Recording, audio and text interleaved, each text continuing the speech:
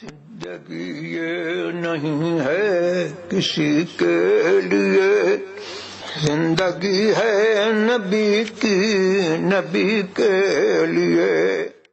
مکین الکریم ونحن على ذلك لمن الشاہدین والشاکرین والحمد للہ رب العالمین۔ آئیے دل لگا کر اپنی اور ساری کائنات کے مرکز عقیدت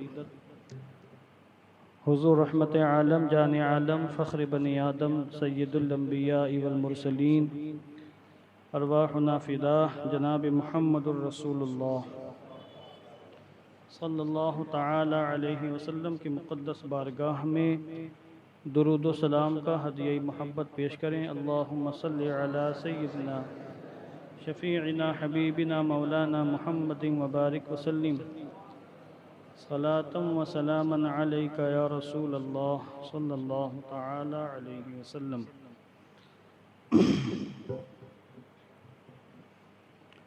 اللہ تبارک و تعالی کے فضل و کرم سے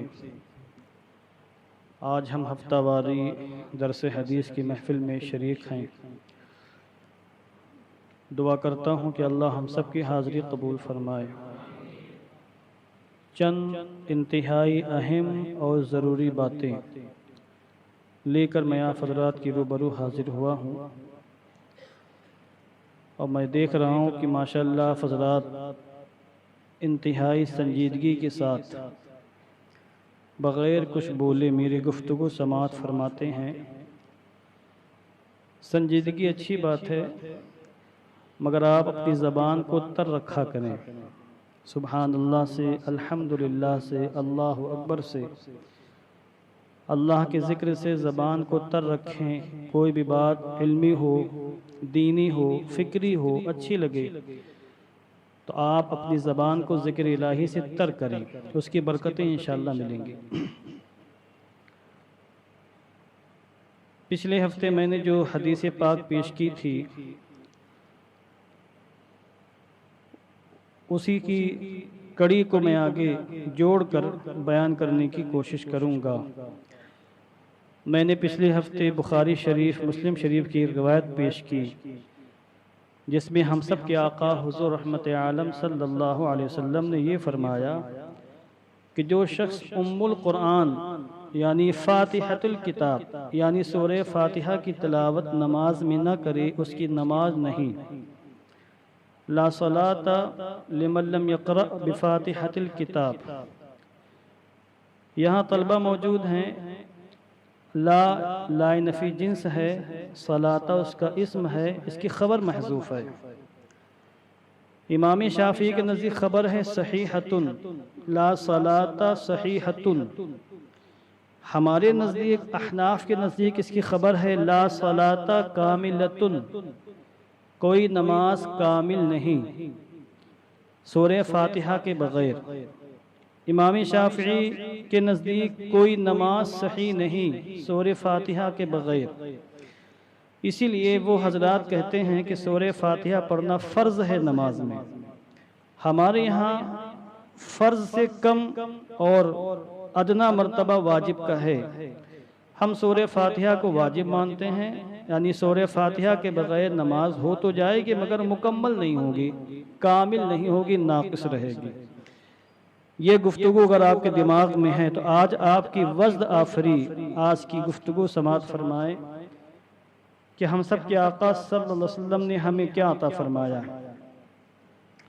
حضرت ابو ہریرہ رضی اللہ تعالیٰ عنہ سے مروی ہے، وہ فرماتے ہیں قال رسول اللہ صلی اللہ علیہ وسلم من صلی صلاة لم یقرأ فیہا بأم القرآن فہی خداج۔ یہاں بھی بات وہی ہے، مگر تھوڑا سا گفتگو کا ایک نیا موڑ آیا ہے۔ حضرت ابو ہریرہ نے فرمایا کہ حضور صلی اللہ علیہ وسلم نے ارشاد فرمایا کہ جو شخص نماز میں سورہ فاتحہ نہ پڑھے فہی خداج، تو وہ نماز خداج ہے۔ خین، خا، دال اور جیم، خداج۔ خداج کا معنی کیا ہے؟ راوی کہتے ہیں غیر تمامن۔ حضور نے 3 مرتبہ لفظ ارشاد فرمایا کہ جو شخص نماز میں سورہ فاتحہ نہ پڑھے اس کی نماز خداج ہے، یعنی مکمل نہیں ہے، ناقص ہے، ادھوری ہے، کامل نہیں ہے۔ یہ حدیث پاک امام اعظم کی بڑی مضبوط، بڑی زبردست دلیل ہے۔ امام اعظم کا مذہب کوئی ایسا نہیں کہ بالکل تار عنکبوت ہو، مکڑی کا جالا۔ امام اعظم کا مذہب بہت مضبوط حدیثوں کی بنیاد پر ہے۔ یہاں دیکھیں حضور نے واضح فرما دیا، اس سے پہلے روایت میں آیا کہ کوئی نماز سورہ فاتحہ کے بغیر نہیں، یہاں واضح فرما دیا نماز سورہ فاتحہ کے بغیر مکمل نہیں ہے۔ اس کا مطلب یہ ہوا کہ نماز تو ہو جائے گی مگر وہ مکمل نہیں ہوگی، ناقص رہے گی، ادھوری رہے گی۔ اگر سورہ فاتحہ پڑھنا نماز میں فرض ہو تو نماز ہوگی ہی نہیں، نماز صحیح ہوگی ہی نہیں، فرض کو چھوڑ کر نماز نہیں ہو سکتی۔ اور واجب کے بغیر نماز ہو جاتی مگر ادھوری ہوتی ہے، ناقص ہوتی ہے۔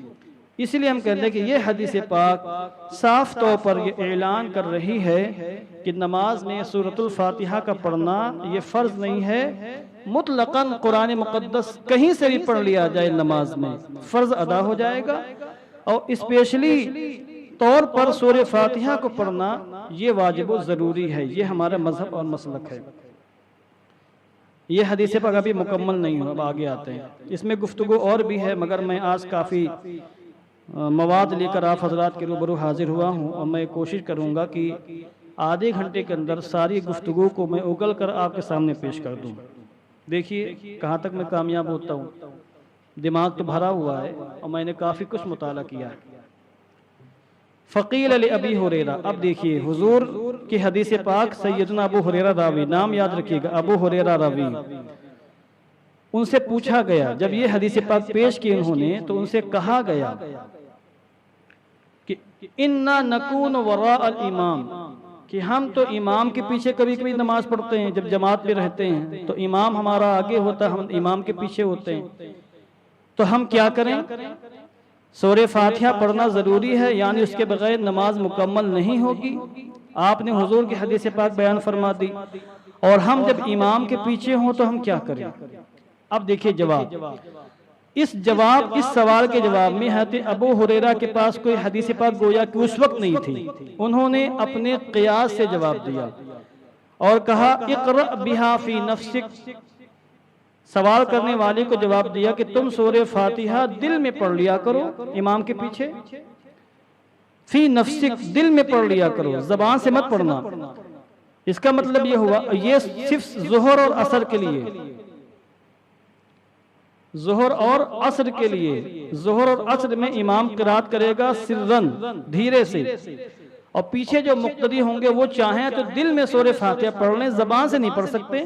اور دل میں پڑھنے سے مراد یہ ہے کہ وہ تصور کریں سورہ فاتحہ کا، جو آیات کریمہ سورہ فاتحہ کی ہیں، یا اگر ان کو سورہ فاتحہ کی میننگ آتی ہے تو ان میں غور و فکر کر سکتے ہیں۔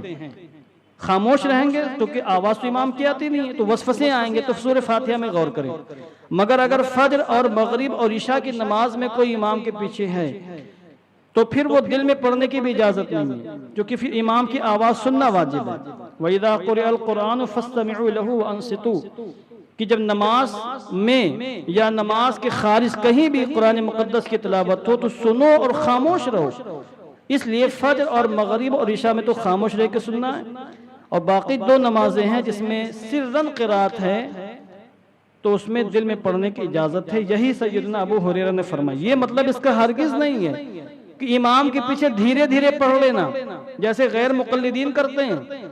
غیر مقلدین ایک حدیث کو لیتے ہیں، چمٹ جاتے ہیں، بس باقی ساری حدیثوں کو چھوڑ دیتے ہیں۔ اس کے مقابلے میں جن کا سابقہ غیر مقلدین سے ہوتا ہے وہ اس بات کو اچھی طرح محسوس کرتے ہیں کہ ایک حدیث پاک کو لے کر چمٹ جاتے ہیں۔ اب ان کے اس حدیث کے مقابلے میں آپ حدیث پیش کرتے رہیے، وہ نہیں مانیں گے، کہیں صاحب یہ ضعیف ہے، یہ موضوع ہے، اس میں فلاں راوی، اس میں فلاں راوی، اس میں فلاں راوی ہے، اور بیوقوف بنا کر وہ 9 2 11 ہو جاتے ہیں۔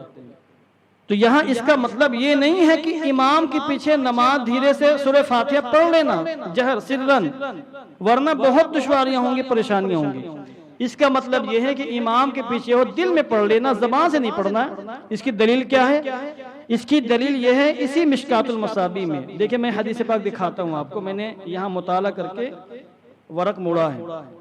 یہ حدیث نمبر آپ کے سامنے جو میں پیش کر رہا ہوں یہ حدیث نمبر ہے 823 اور یہ حدیث نمبر ہے 857 جو حضرت ابو ہریرہ سے ہی مروی ہے.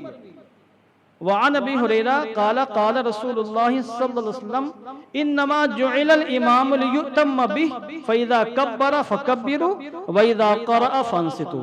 اب دیکھیے یہ حدیث پاک یہ بھی حضرت ابو ہریرہ سے مروی ہے کہ رسول پاک علیہ السلام نے فرمایا کہ امام تو اسی لیے بنایا گیا ہے کہ اس کی پیروی کی جائے، اس کی اقتدا کی جائے، اس کی بات مانی جائے. جب وہ تکبیر کہے اللہ اکبر تم بھی تکبیر کہو، اور جب امام قرات کرے تو خاموش ہو کر امام کی قرات سنو.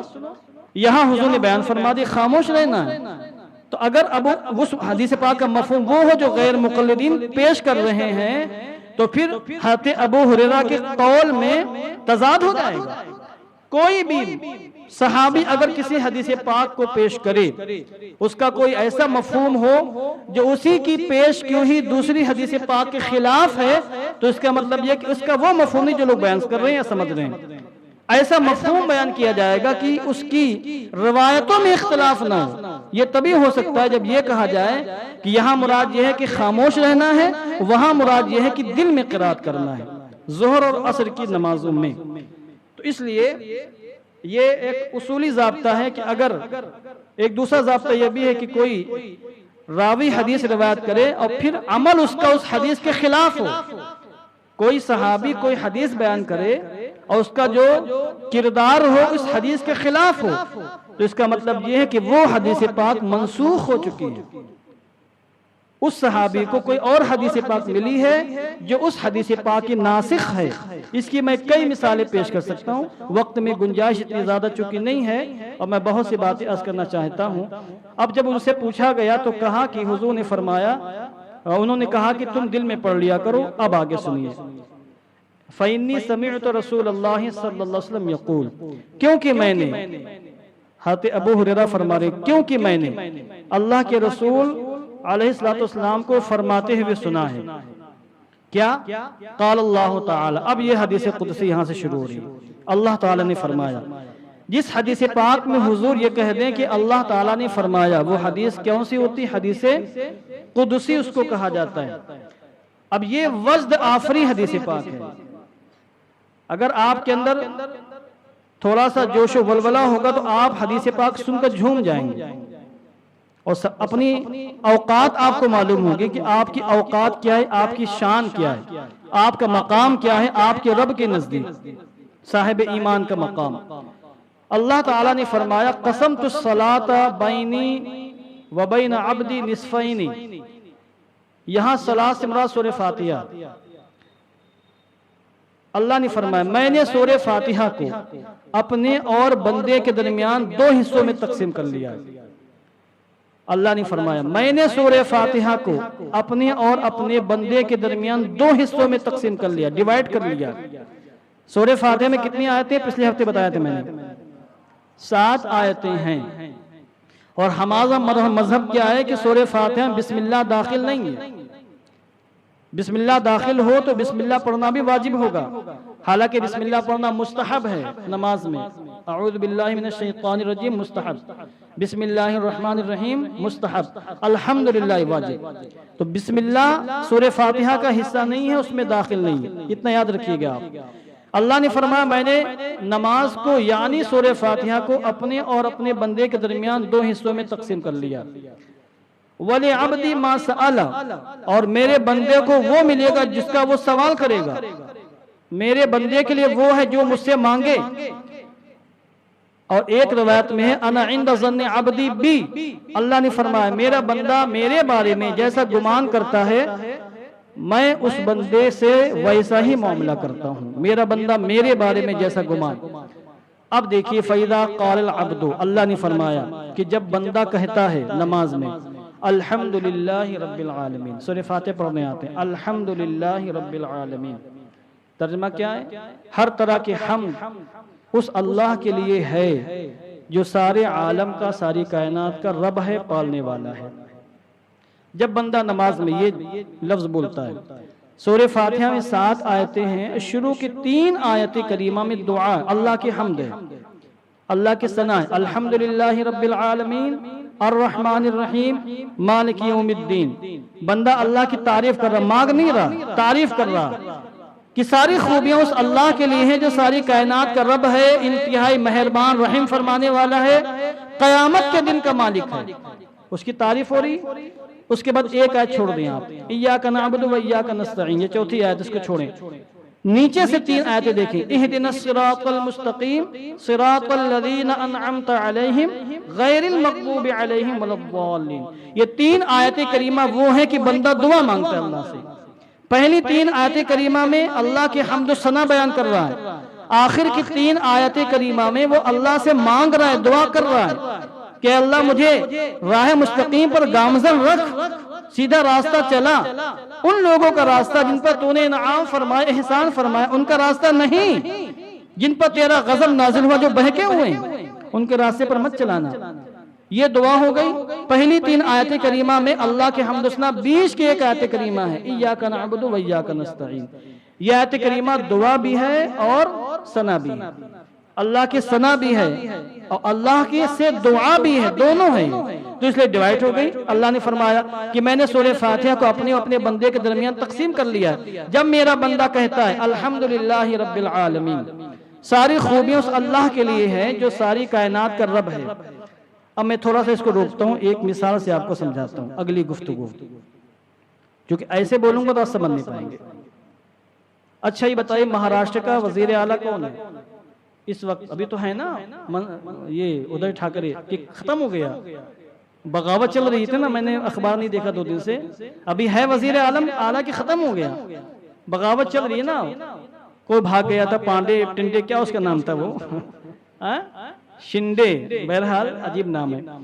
بغاوت چل رہی مگر ہے ابھی وزیر اعلیٰ، اس کی ایک حیثیت ہے اور اتنے بڑے صوبے کا وزیر اعلیٰ ہے. اگر آپ میں سے کسی کو پتہ چل جائے کہ ادھو ٹھاکرے صاحب نے آج اپنی محفل میں میرا ذکر کیا ہے، کیسا لگے گا آپ کو؟ حالانکہ وہ ہندو کافر ہے، میں ایک مثال بس دے رہا ہوں.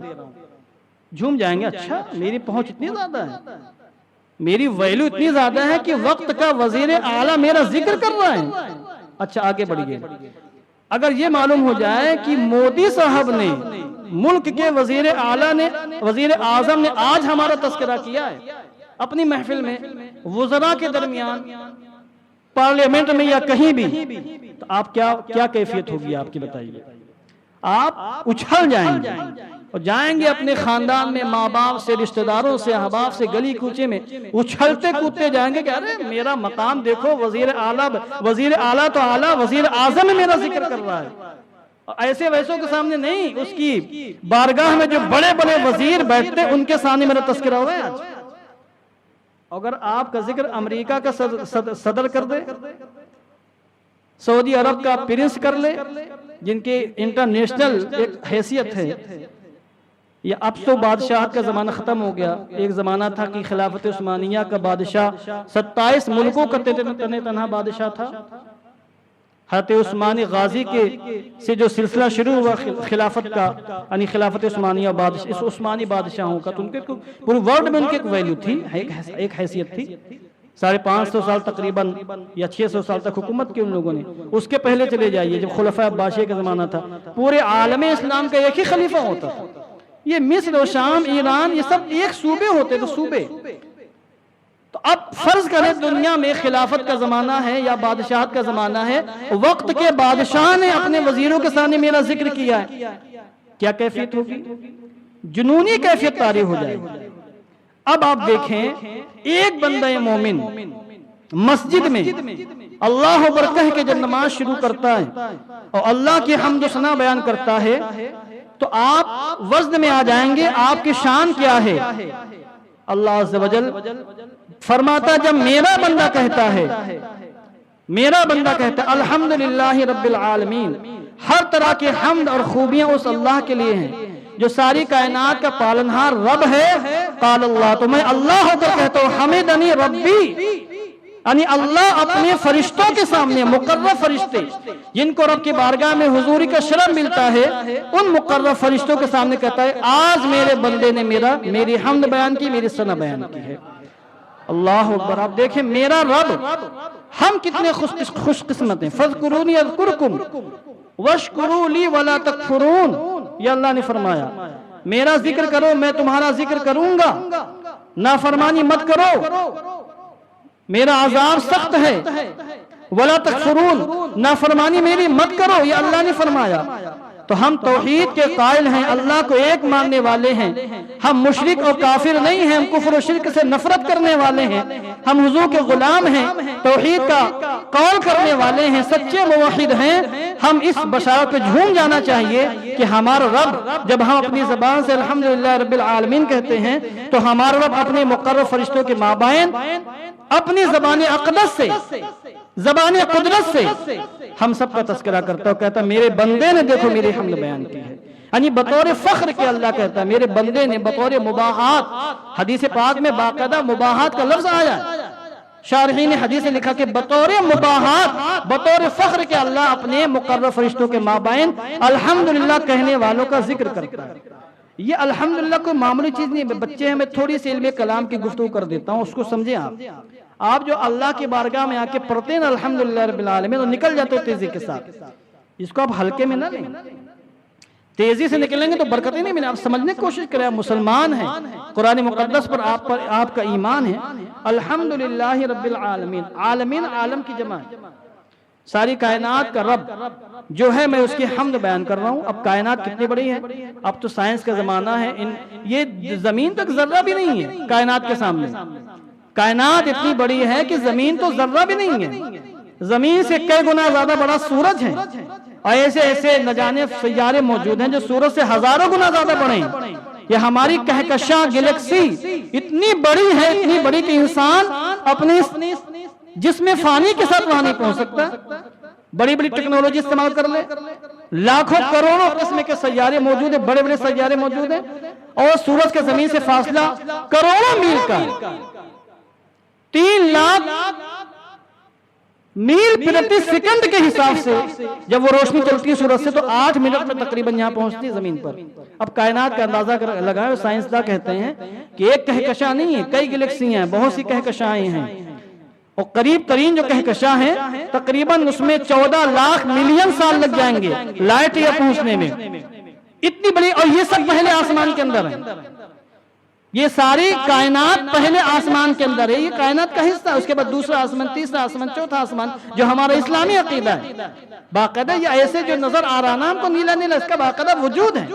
یہ انسانی کمی ہے کہ انسان جس چیز تک نہیں پہنچ پاتا اس کا انکار کر دیتا ہے, مگر اس کا وجود ہے. دنیا میں ابھی ایسے ہزاروں سیارے ہیں جو تقریباً دریافت ہو چکے, انسان وہاں تک نہیں پہنچ نہیں پایا مگر دریافت ہو چکے ہیں. تو کائنات بہت بڑی ہے, یہ زمین تو ایک ذرے کی نسبت بھی نہیں رکھتی ہے کائنات کے سامنے. سمجھے آپ, ساری خوبیوں سے اللہ کے لیے جو ساری کائنات کا رب ہے, ساری کہکشاؤں کا رب ہے, بلندیوں کا رب ہے, پستیوں کا رب ہے. اب ایک عقیدے کے بعد میں آپ سے پوچھتا ہوں, کوئی بھی طالب علم ہاتھ اٹھا کے ہم کو بتائے کہ اللہ رب العزت کی جو صفات ہیں کتنی قسموں کی ہیں. شرع عقائد پڑھنے والے کہاں چلے گئے, المعتقد المنتقد پڑھنے والے کہاں غائب ہو گئے, نہیں معلوم ہے. موٹی سے بات سن لیں آپ, 2 قسم کی صفات ہیں, صفات ثبوتیہ, صفات سلبیہ. بولیے, صفات ثبوتیہ, صفات سلبیہ. صفات ثبوتیہ کو صفات جمالیہ بھی کہا جاتا ہے, اور صفات سلبیہ کو صفات جلالیہ بھی کہا جاتا ہے. اتنی بات یاد رکھیے گا, پوائنٹ کی بات ہے یہ, آپ کے لیے کام آئے گی. اور جب ہم مومن ہیں تو ایمان کو سمجھنا چاہیے نا. پھر توحید کے ہم قائل ہیں, اللہ کو ہم ایک واحد مانتے ہیں, ہم موحد ہیں. اللہ کی صفات کمالیہ سے مراد وہ صفتیں, وہ خوبیاں جن میں اللہ کے کمالات کو بیان کیا گیا ہے, ایسی صفات جن میں اللہ عز و جل کے ایسے کمالات کو بیان کیا گیا ہو جن میں کسی نقص, کسی کمی, کسی عیب کا کوئی شائبہ تک نہیں ہے. مثلا اللہ حی ہے, ہمیشہ زندہ ہے, ہمیشہ سے زندہ ہے, واجب الوجود ہے, وجود ہے, قدیم ہے, وہ ہمیشہ سے ہمیشہ رہے گا, وہ سمیع ہے, بصیر ہے, وہ قیوم ہے, وہ مرید ہے یعنی ارادہ فرمانے والا ہے, وہ متکلم ہے, انبیاء سے فرشتوں سے گفتگو فرمانے والا ہے.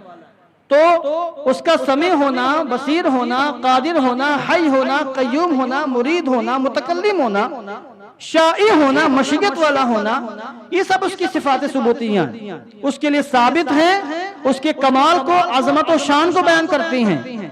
اور صفات سلبیہ سے مراد وہ صفات ہیں جن میں اللہ سے کسی عیب کی، کسی نقص کی نفی کی گئی ہو۔ اللہ کسی کا محتاج نہیں، وہ محتاج نہیں ہے، وہ جسم والا نہیں ہے، وہ زمانی نہیں، وہ مکانی نہیں ہے، وہ جوہری نہیں، وہ عرضی نہیں۔ جو جوہر ہوگا، یہ جوہر ہے، یہ جوہر ہے، یہ جوہر ہے، جسم ہے، بذات خود ان کا وجود ہے، وہ محتاج ہوگا، اللہ محتاج نہیں ہے۔ جو جسم والا ہوگا محتاج ہوگا، اللہ محتاج نہیں ہے، سمجھے آپ؟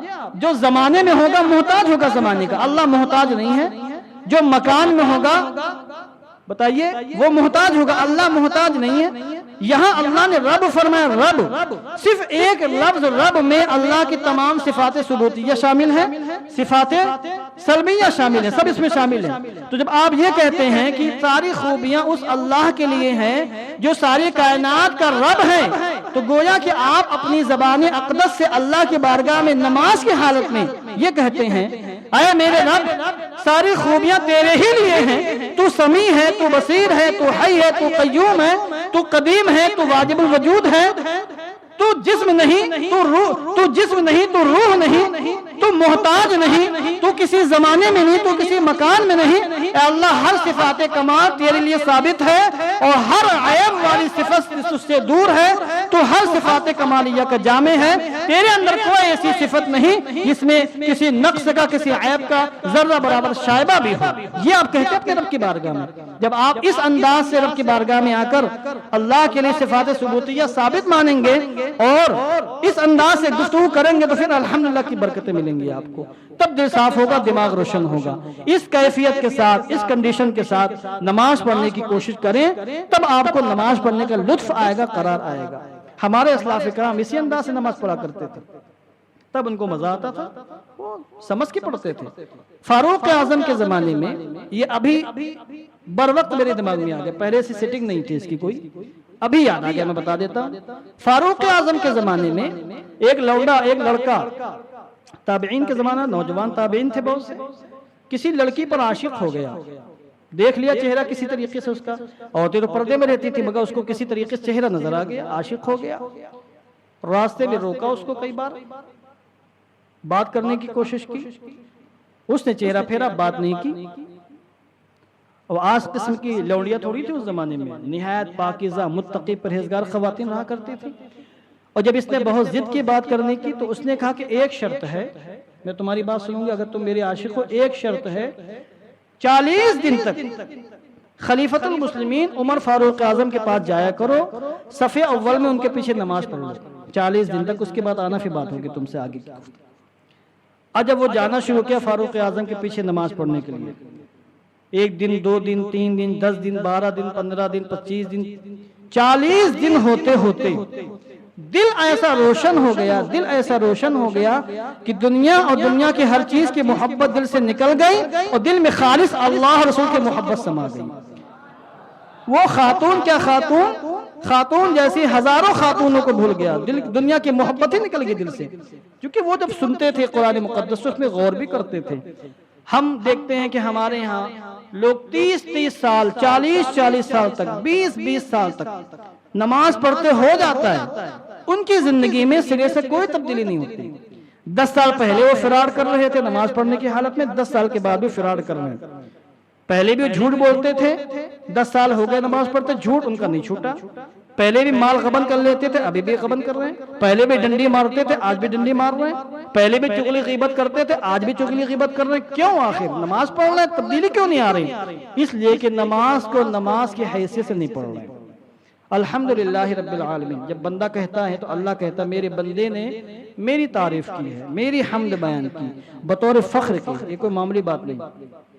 وَإِذَا قَالَ، اور جب بندہ کہتا ہے الرحمن الرحیم، جو انتہائی مہربان رحم والا ہے۔ دیکھیے الرحمن اور رحیم دونوں اللہ کی اس میں صفتی ہیں، صفتی نام ہے، ٹھیک نا؟ رحمان اللہ دنیا کے اعتبار سے ہے، رحیم اللہ آخرت کے لحاظ سے ہے۔ رحمان بہت مہربان، دنیا میں اللہ بہت مہربان ہے، حتیٰ کہ اپنے دشمنوں کو بھی دیتا ہے۔ وسیم رضوی نے بدبختی کی تو کیا بھوکا مر گیا وہ؟ نرسنگھا نند نے اگر حضور کی گستاخی کی تو کیا اس کا کھانا پینا بند ہو گیا؟ رزق مل رہا ہے کافروں کو بھی، مرتدوں کو بھی، دین کے دشمنوں کو بھی، سب کو رزق مل رہا ہے۔ اللہ کسی کو بھوکا نہیں چھوڑ رہا، سب کو رزق دے رہا ہے۔ وَمَا مِن دَابَّةٍ فِي الْأَرْضِ إِلَّا عَلَى اللَّهِ رِزْقُهَا، یہ اللہ کا وعدہ ہے۔ تو دنیاوی لحاظ سے وہ رحمان ہے کہ اس کی رحمت کا حصہ سب کو مل رہا ہے، کوئی محروم نہیں ہے اس کے در سے۔ آخرت کے لحاظ سے وہ رحیم ہے، وہاں رحمت کا دروازہ فقط مومنین کے لیے ہوگا، کسی کافر کے لیے نہیں، کسی مشرک کے لیے نہیں، کسی مرتد کے لیے نہیں، کسی مجوسی کے لیے نہیں، کسی یہودی عیسائی کے لیے نہیں۔ وہاں رحمت کا حصہ فقط اس کو ملے گا جو دنیا میں دامن مصطفیٰ تھامے گا، حضور کی غلامی میں داخل ہو جائے گا، بلکہ وہاں کسی کو بھی اللہ کی رحمت کا حصہ نہیں ملنے والا ہے۔ تو آخرت کے لحاظ سے وہ رحیم ہے، دنیا کے لحاظ سے اس کو رحمان۔ یہ قاضی بیضاوی علیہ الرحمہ نے تفسیر بیضاوی کے اندر اس کی گفتگو کی ہے۔ تو جب بندہ کہتا ہے نماز میں الرحمن الرحیم، تو اللہ فرماتا ہے اثنا علی عبدی، میرے بندے نے میری تعریف کی ہے۔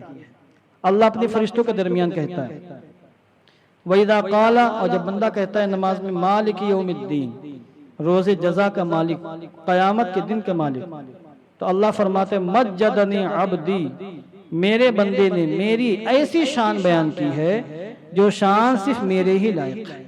میرے بندے نے میری ایسی عظمت بیان کی ہے کہ میرے علاوہ کوئی بھی اس عظمت کا حقدار نہیں ہے، مستحق نہیں ہے، ایسی میری شان میرے بندے نے بیان کی ہے۔ مالک یوم الدین کے اندر آخرت کے تمام عقیدے شامل ہو گئے، سمجھ گئے آپ؟ الحمدللہ رب العالمین الرحمن الرحیم میں توحید و رسالت سے جتنے عقیدے متعلق ہیں تمام عقیدے اس میں شامل ہیں، اور مالک یوم الدین میں آخرت سے جتنے عقیدے متعلق ہیں، مرنے کے بعد دوبارہ زندہ ہونا اور عالم برزخ کے سارے معاملات، فی جنت دوزخ، فی حساب کتاب، پرصراط وغیرہ، یہ جتنے بھی عقیدے ہمارے اسلامی ہیں سب مالک یوم الدین میں شامل ہیں کہ وہ روز جزا کا مالک ہے۔ دین کا معنی ہوتا ہے بدلہ دینا کسی کو، دانہ دینو، بدلہ دینا۔ ایک مثال بھی عربی محاورہ ہے کما تدین تدان، یاد ہے آپ کو؟ طلبہ کو یاد ہوگا کما تدین تدان، جیسی کرنی ویسی بھرنی، اس کا ترجمہ ہے جیسا کرو گے تمہارے ساتھ ویسا ہی کیا جائے گا۔ تو یہ دین ہی سے، دین کا معنی ہوتا ہے بدلہ، چونکہ قیامت کا میدان بدلے کا دن ہے، جو دنیا میں جیسا کرے گا اس کو بدلہ ملے گا، کوئی بچ نہیں سکتا، حتیٰ کہ جانور بھی بچ نہیں سکتے، ان کو بھی بدلہ دیا جائے گا۔ جس جانور پر کسی جانور نے ظلم کیا ہوگا تو قیامت کے میدان میں بدلہ دلوایا جائے گا، وہاں بھی قصاص دلوایا جائے گا، اس کے بعد ان کو فنا کر دیا جائے گا، ان کو مٹی بنا دیا جائے گا، اور انسان رہ جائیں گے باقی۔ تو اس لیے اس کو دین کہتے، دین کا دن یعنی روز جزا، روز جزا کا مالک۔ اس کے بعد جب بندہ کہتا ہے ایاک نعبد و ایاک نستعین، بس میں گفتگو ختم کر رہا ہوں، حدیث پاک مکمل ہونے والی ہے۔ بندہ کہتا ہے ایاک نعبد و ایاک نستعین، اے اللہ میں تیری ہی عبادت کروں اور تجھی سے مدد چاہوں، یہ ترجمہ اعلیٰ حضرت کا، میں تجھی کو پوجوں اور تجھی سے مدد چاہوں، یہ دعائیہ ترجمہ ہے۔ تو اس میں اللہ کی ثنا بھی ہے اور دعا بھی ہے، اللہ کی ثنا بھی ہو رہی کہ اللہ تو ہی عبادت کے حقدار ہے، تو ہی اس لائق ہے کہ تجھ سے مانگا جائے، ثنا ہے کہ نہیں، یہ تعریف ہے یہ، اور پھر دعا بھی ہے کہ اللہ مجھے یہ توفیق دے کہ میں تجھ ہی سے مانگوں اور تیری ہی بندگی کروں، تیری ہی عبادت کروں، یہ ثنا بھی ہے اور دعا بھی ہے۔ اب یہاں پر ایک بات میں عرض کرنا چاہتا ہوں، ہمارے یہاں بہت زیادہ افراط و تفریط ہو رہا ہے، ہم لوگوں کا کام یہ ہے کہ اصلاح کرنا۔ ہم نے کئی ایسے ویڈیوز دیکھے کہ لوگ سرکار غریب نواز کی بارگاہ میں جاتے ہیں، یا خواجہ میری بگڑی بنا دے، یا خواجہ کرم کر دے، پوری دعا میں ایک بار بھی اللہ کا نام نہیں۔ جس اللہ نے خواجہ کو خواجہ بنایا، ہند الولی بنایا، سلطان الاولیاء بنایا، پوری دعا میں اللہ کے سرے سے نام ہی نہیں۔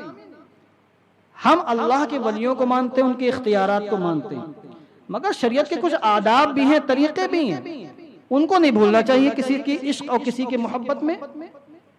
دعا مانگنے کا بیسٹ اور بہترین طریقہ یہی ہے کہ انسان ہر حال میں اللہ ہی سے مانگے، گو کہ انسان اللہ کے برگزیدہ بندوں سے مانگ سکتا ہے اس عقیدے کے ساتھ کہ اللہ نے ان کو پاور دیا ہے، یا اللہ کے عطا سے ہم کو دیں گے، مگر یہ طریقہ بہتر نہیں ہے۔ کچھ میں نے مریدوں کو بارہا دیکھا، اٹھے یا غوث اعظم، بیٹھے یا غوث اعظم، اٹھے کسی سے گفتگو یا غوث اعظم، ٹھیک ہے جائز ہے، ہم مانتے ہیں، یا غوث اعظم کو غوث اعظم مانتے ہیں، ان کا قدم ہماری گردنوں پر ہے، ہماری آنکھوں پر ہے، ہمارے دل پر ہے، دل سے محبت کرتے ہیں، جو ان کو نہ مانے اس کے ہم دشمن ہیں، مگر یہ طریقہ صحیح نہیں ہے، یا اللہ کہنا چاہیے۔ غوث اعظم کچھ بھی ہو، ہیں تو اللہ کے بندے، ہیں تو اللہ کی مخلوق، ٹھیک نا، یہ طریقہ بالکل صحیح نہیں ہے۔ یہ ہمارے ہاں سنیوں میں نہ جانے کہاں سے رائج ہو گیا۔ جائز ہونا کسی چیز کا اور ہے، اس سے افضل عمل کرنا اور ہے۔ تو اس لیے دعا مانگنے کا بہترین طریقہ یہ، آپ اللہ والوں کے وسیلے سے دعا مانگیں، کسی بھی اللہ کی ولی کی بارگاہ میں جائیں، اللہ سے دعا مانگیں، ان کا واسطہ پیش کریں، ان کا وسیلہ پیش کریں، یہ ہے شرعی طریقہ۔ اور یہ نہیں کہ اللہ کو چھوڑ کر ان سے مانگنا شروع کر دیں آپ۔ ہم مشرک نہیں کہتے ایسے لوگوں کو، یہ ناجائز و حرام بھی ہم نہیں کہہ رہے ہیں، جائز ہے اگر اس عقیدے کے ساتھ انسان مانگتا ہے کہ اللہ کے بندے ہیں، اللہ نے ان کو پاور دیا ہے، اور یہ عقیدہ اگر نہیں ہے تو پھر شرک ہے۔ سمجھے آپ؟ کسی مسلمان کا ایسا عقیدہ نہیں ہوگا، ہر مسلمان اللہ کے ولی کو اللہ کا بندہ ہی مانتا ہے، اللہ کی مخلوق مانتا ہے، اللہ کا محتاج مانتا ہے، سب کا عقیدہ یہی ہے۔ تو ہم تو کسی کو مشرک نہیں کہہ سکتے، ہمارا حسن ظن مسلمانوں کے بارے میں، مگر یہ طریقہ بالکل سراسر غلط۔ میں مسجد میں ببانگ دہل کہہ رہا ہوں، مانگا جائے اللہ سے اور اللہ کے ولیوں کے واسطے سے مانگا جائے، اور اگر کوئی اللہ کے ولیوں سے مانگے تو اس کے دل میں قطعی طور پر یہ عقیدہ ہونا چاہیے کہ یہ اللہ کے محتاج ہیں، اللہ کے بندے ہیں، اللہ کی مخلوق ہیں، ان کے پاس جو کچھ بھی اللہ کا دیا ہوا ہے، قطعی یقینی طور پر یہ عقیدہ نہیں ہوگا تو شرک ہو جائے گا۔ سمجھ رہے ہیں آپ؟ تو بہتر طریقہ یہی ہے کہ ہر حال میں ہمیشہ آپ اپنی لو اللہ سے لگائیں، وہ آپ کا خالق، آپ کا مالک ہے۔ اس نے نبیوں، رسولوں کو، فرشتوں کو، سب کو پیدا کیا، سب کو اختیارات دیے، پاور دیے۔ کوئی کتنا بڑا بھی ولی ہو، اللہ کی بارگاہ میں محتاج ہے، اللہ کا، اللہ کا بندہ ہے، وہ بھلے وہ سپر پاور ہو، تو اس کا واسطہ پیش کریں، وہ اللہ کے محبوب بندے ہیں، اللہ کے مقرب بندے ہیں۔ جب ان کا واسطہ پیش کریں گے تو اللہ دعائیں رد نہیں فرمائے گا، ان کی لاج رکھے گا، جو ان کی عظمت، ان کی شان اللہ کی بارگاہ میں ہے، ان کا جو قرب ہے، اس قرب کی بنیاد پر اللہ آپ کی دعا کو مقبول فرمائے گا۔ یہ طریقہ ہمارے علماء نے لکھا ہے، مگر آپ جائیے مزاروں پر کیا ہو رہا ہے، مجاور لوگ کس طریقے سے لوگوں کو گمراہ کر رہے ہیں۔ صرف 10 کی نوٹ کی وجہ سے وہ اس سجدہ کرنے والے سے یہ نہیں کہہ پاتے کہ سجدہ مت کرو، سجدہ جائز نہیں ہے تمہارا، کیونکہ ابھی منع کریں گے، پھر 10 کی نوٹ جو ملنے والی وہ نوٹ ہم کو نہیں ملے گی۔ یہ حالات ہیں، اور یہ ساری بات ہمارے خطبہ بیان بھی نہیں کرتے تقریروں میں، ان کو بیان کرنا چاہیے۔ بیان نہ کرنے کا نتیجہ یہ ہے کہ ہمارے یہاں جہالت عام ہوتی چلی جا رہی، اللہ کا ذکر نہیں ہو رہا۔ اللہ کے بندوں کا اچھا ٹھیک ہے ذکر ہونا چاہیے، مگر اللہ کا ذکر سب سے زیادہ ہونا چاہیے۔ کیا آپ نے محفلوں میں دیکھا نہیں ہے کہ ایک مقرر 1 گھنٹہ توحید پر بولے، کسی کے منہ سے چوں نہیں نکلے گا، سنتے رہیں گے، اور جیسے ہی اپنے پیر صاحب کا نام آیا، واہ واہ واہ سبحان اللہ سبحان اللہ، نوٹ برسنے ہو شروع ہو گئے۔ رسول اللہ کی نعت ہو تو نوٹ کسی کی جیب سے نہیں نکلے گا، نہ کوئی سبحان اللہ کہے گا، نہ نعرے لگیں گے، اور پیر صاحب بیٹھے، ان کا ذکر اگر شروع ہو گیا تو پھر دیکھیں گڈیوں کی گڈیاں اچھل رہی ہیں۔ یہ طریقہ ہمارے یہاں انتہائی غلط ہے، اس کی اصلاح کی حاجت ہے، اور اصلاح کون کرے گا؟ طلبہ ہمارے موجود، میں ان سے گزارش کرتا ہوں آپ اصلاح کریں گے، جذبہ پیدا کریں، آئندہ اپنے معاشرے میں، سوسائٹی میں، جہاں کہیں بھی آپ رہیں، بدعات کے خلاف، ناجائز کاموں کے خلاف، اور وہ کام جو بیسٹ اور بہتر نہیں ان کے خلاف آپ کو جہاد کرنا پڑے گا، تب جا کے ہمارے معاشرے سے ساری باتیں ختم ہوں گی۔ اللہ سے مانگے، وسیلہ پیش کریں اللہ کے بندوں کا، اور ہمارے جو دشمن دیوبندی وہابی وہ تو وسیلے کے ہی قائل ہیں، اس کو وسیلے کو ناجائز کہتے ہیں، سمجھے آپ؟ ہم وسیلے کے قائل ہیں، ہمارے پاس دلائل موجود ہیں، کوئی ان کا رد نہیں کر سکتا مائک اللہ لا کر کے۔ اعمال بھی وسیلہ ہیں اور اللہ کے بندے بھی وسیلہ ہیں۔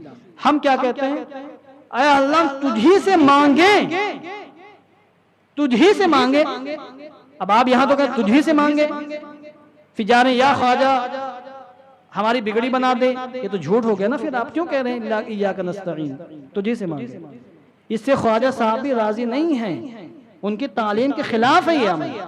وہاں کے جتنے مجاور ہیں جاہل گنڈے ہیں وہ، ان کی دعائیں سنیں آپ، ایسی جاہلہ ان کو تو سورہ فاتحہ پڑھنا ہے، وہ تو میں نے خود اپنے قانون سے سنا ہے نا، ان کو تو سورہ فاتحہ پڑھنا نہیں آتا۔ یہ کوئی چغلی غیبت نہیں، یہ حقیقت بیانی ہے، سمجھے آپ؟